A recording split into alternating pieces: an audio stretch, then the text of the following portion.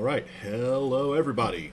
So, again, sorry about the whole recording thing. The software that they tried to put on my computer isn't ready yet, so I couldn't actually live broadcast it today, and so that's why I'm recording this for y'all to view today. So, algebra. What is algebra really? Well, it's not a whole lot, actually. There's two things that we use in algebra: numbers and operators.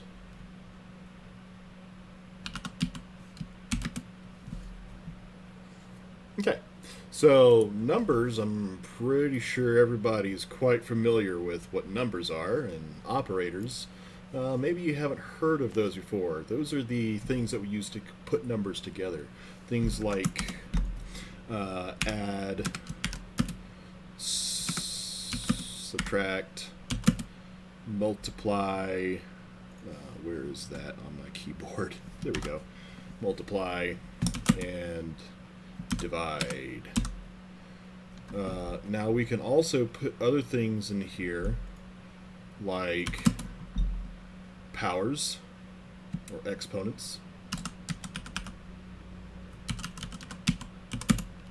and roots.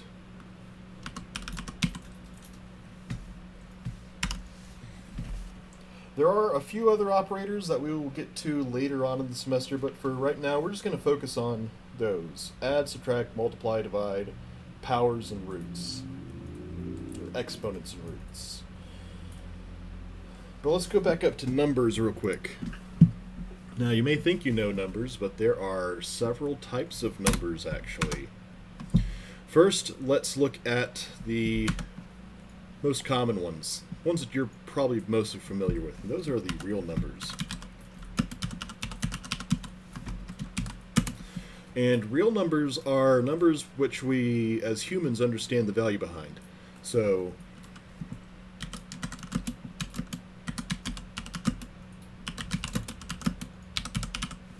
they have a value that we know. Examples of real numbers are things like 1, -4, 17, 1/2.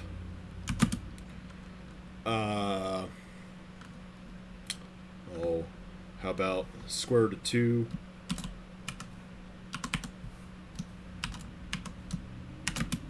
Oh, it's not going to automatically add it. Yeah, all of these are perfectly fine real numbers. We also have things like pi, or phi, or Euler's constant, or Euler's number, sorry. Okay, all of these are numbers that we understand the value behind them. Even things like pi. Pi, as you know, we think of as being 3.14, so on and so forth. The reason we call it pi, though, is because, well, I don't have enough space anywhere on this computer to write out all of the digits of pi. You know, it keeps going on and on and on forever without any kind of pattern and no termination. So we have to use a symbol to represent it instead.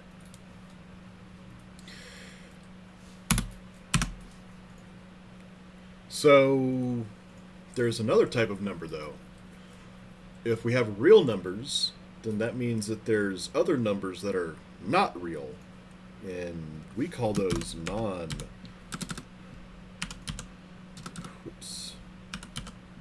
non-real numbers.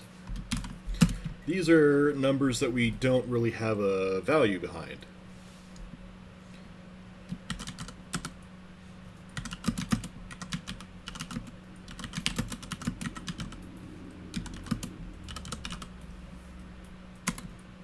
Okay, so examples of these. There's not really a whole lot that I can give examples for. I. If you see I, just give me a lowercase, please.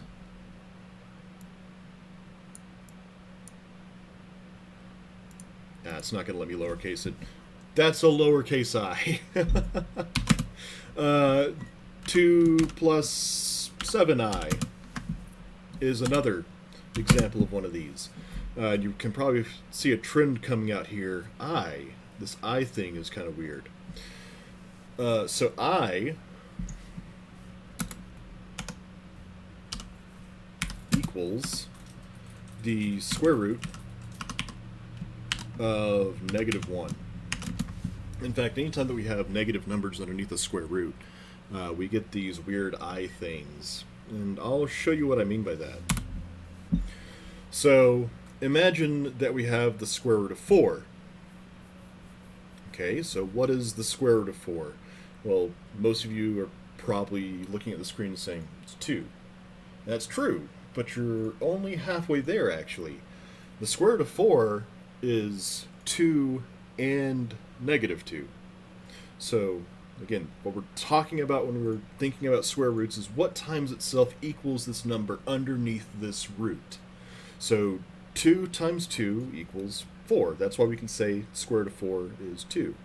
However, -2 times -2 is also 4, positive 4. So we can say that the square root of 4 is also -2. So then we have the question, all right, well, what is the square root of -4?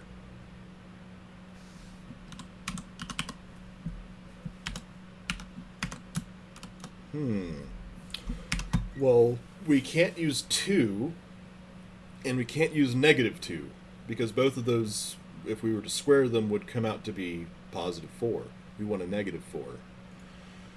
And the answer here is, we don't really know. What we can do, though, is we can do some magic with this, which I'll show you later on in the semester, and we get the answer 2i. So it's kind of the same. It's got the value 2 in there, but it's also got this I value on there. And so what's happening here is this is an entirely different number line, separate from real numbers. Real numbers is one number line. Non-real numbers are a different number line. Okay? So those are our first two types of numbers. Of course, we have more numbers than that. How about integers?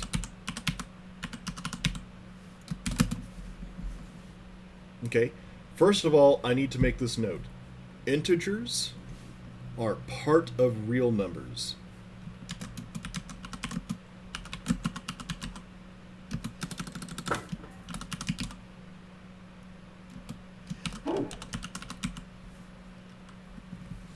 Okay, so integers are kind of like a piece of this number line right here.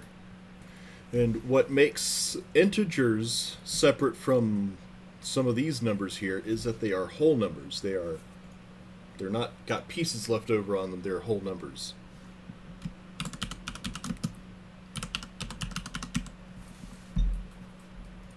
Okay, so what are some examples of these? Well, we have things like 2, 5, -3, 6, so on and so forth.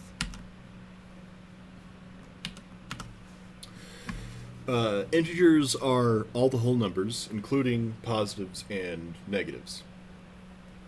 Pretty simple, right? Okay, and there's actually another category that's similar to integers called natural numbers.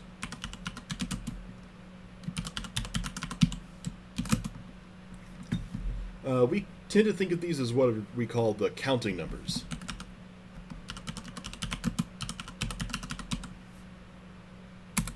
So, example would be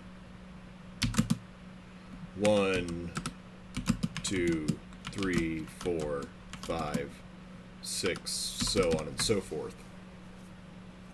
So our natural numbers are all of the positive whole numbers. Again, it's what you would think of as being counting numbers.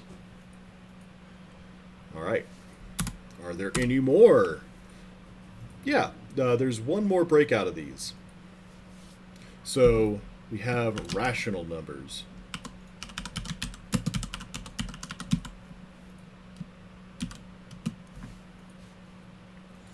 Okay, so what does rational mean? Well, the root word there is ratio. Whoops. Ratio. And ratio is a fancy way of saying fraction. So rational numbers are numbers that can be written as a fraction. Okay, so numbers that can be written as a... Whoops, that's not how you spell written. Are you not going to...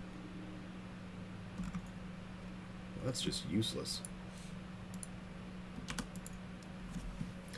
So numbers that can be written as a fraction.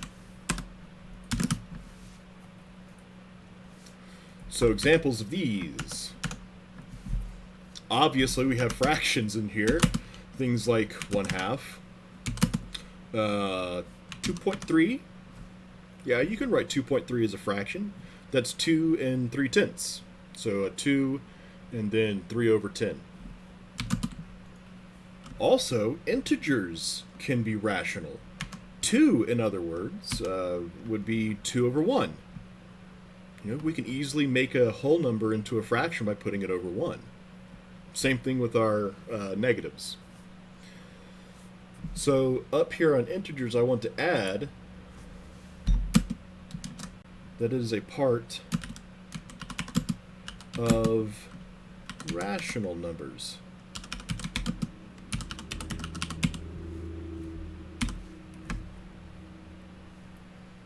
Okay, so are natural numbers, of course, since they're part of integers. In fact, I think I'll go ahead and indent this.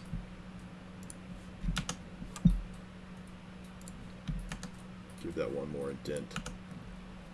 So integers can be broken up with natural numbers.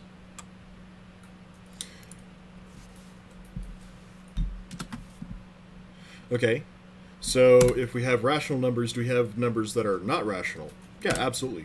We have numbers that are called irrational.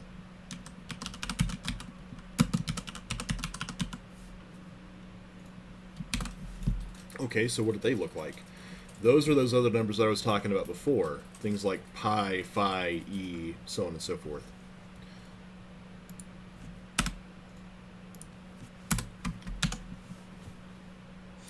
Okay, so irrational numbers are numbers that cannot be written as fractions. So things like pi, phi, and e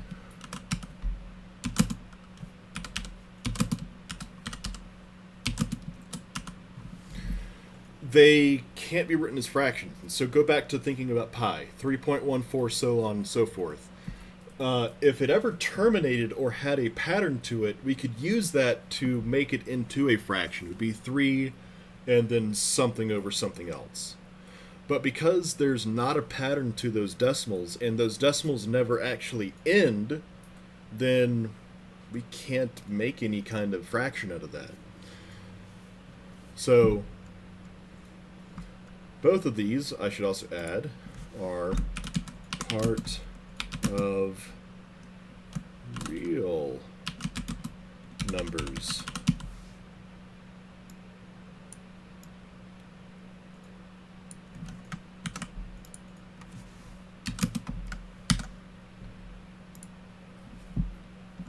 Okay, so to go over this real quick one more time, we have real numbers, which are all the numbers that you can think of. We know they have the value behind them. Non-real numbers, we can't think of the value behind them. Then real numbers can be broken up into these categories: integers, rational numbers, and irrational numbers. Integers are all whole numbers. Rational numbers can be written as a fraction, which means that integers are part of this. And irrational numbers cannot be written as a fraction.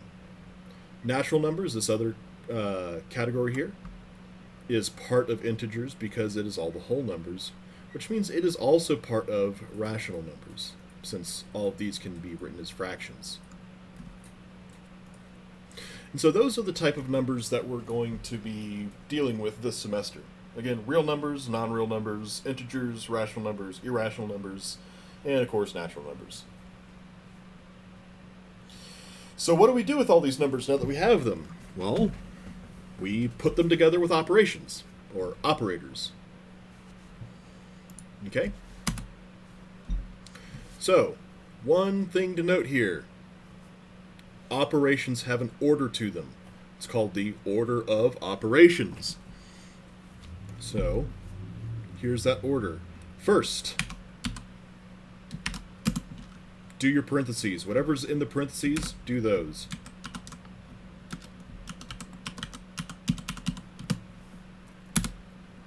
Next, do any kind of exponents or roots.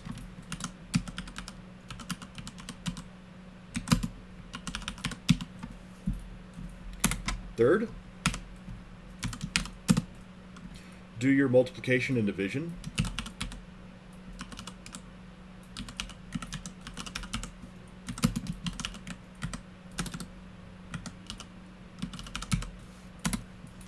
And then last, we have addition and subtraction.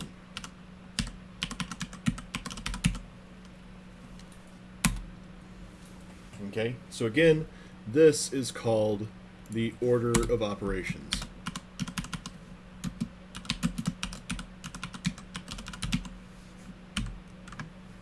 And you need to follow this quite a lot in algebra, particularly with something called expressions, and we'll get to that in a minute. But I want you to remember that this is quite important, because if you don't follow your order of operations, you tend to get different answers than what you're supposed to get. This is a standardized way of performing math. It's really performing arithmetic.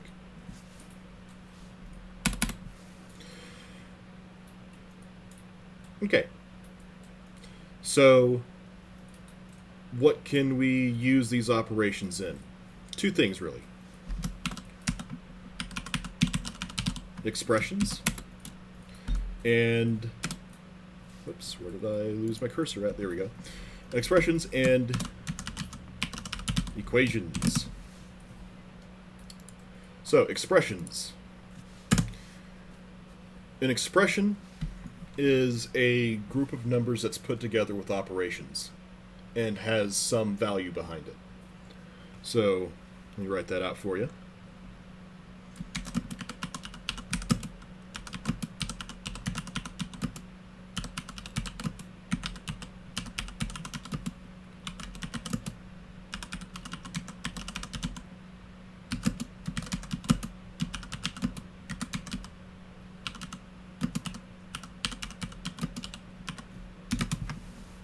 So an example of an expression would be something like 2x plus 7.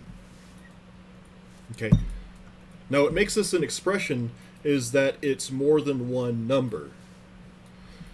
So we have 7, it is its own number, and actually 2x is its own number. It's separate from 7. So we have two numbers here. This is what we would call a binomial expression. Binomial meaning, two numbers. Bi, two, nomial number. So we can't really do anything with it right now because we don't know what the value of x is, but we do know that if we could put a value for x in, that we would be able to figure out the overall value of this expression. Again, it's a group of numbers being combined with operations, and it has some kind of value behind it. Now, each of these little numbers and operations here has a name to it. So I'm going to break this up. So the 2 in here is the coefficient of x. X is our, what we call, variable.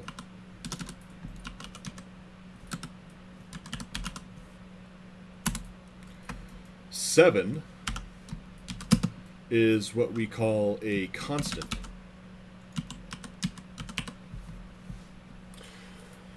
So the coefficient is something that multiplies x. We know we have x here, and 2 is how many of those x's we have. So that's why I say that it is a single number.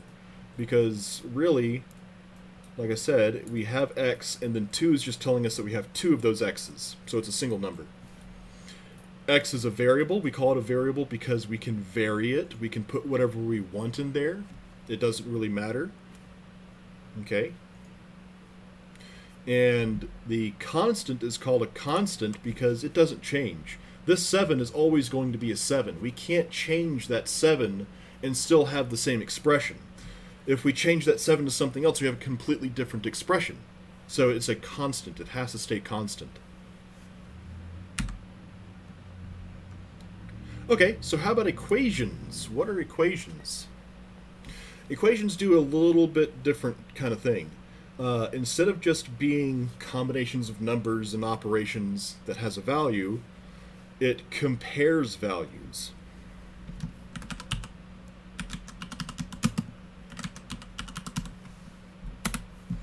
Okay, so we could have a equation that goes like 4 plus 5 equals 9.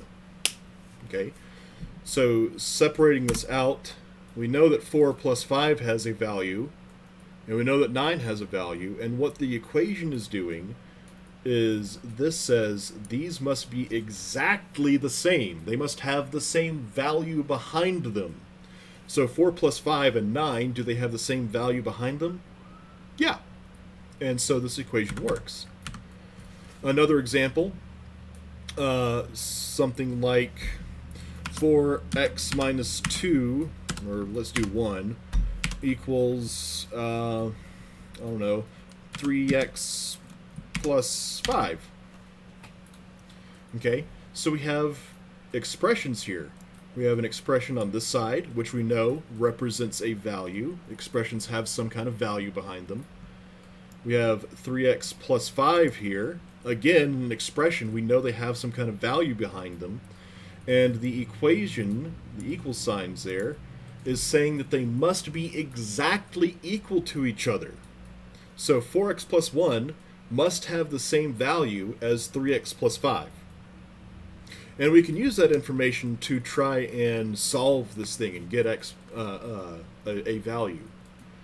It's not always our plan when we go into equations, but that's typically what we're going to be doing in algebra, is trying to solve for a variable. Okay, so these are the basic ideas of algebra. Again, we have numbers and we have operations. And so these different types of numbers that we have, we can put them together to create expressions and equations, and even things called inequalities, which work kind of like equations, but not quite. Again, we'll get to that later on in the semester. But that's the basic idea behind algebra, just putting numbers together with operations. Okay, so little bit short lecture. You didn't really miss anything else in our live lecture today. I'm just trying to save y'all some time on this. So, again, if you want to ask any questions, you can post a comment down below in the YouTube comments, or you can, of course, email me. Emailing me is definitely the way to get a faster response out of me if you have any questions. Okay, so hopefully Monday we will be on the right track with our live broadcasting lectures. Again, that will still be on YouTube, just because I think that's more convenient for everybody, and I can post those streams to YouTube so that people can go back to them if they need to. And other than that, I hope you guys have a great weekend, and I will see you on Monday.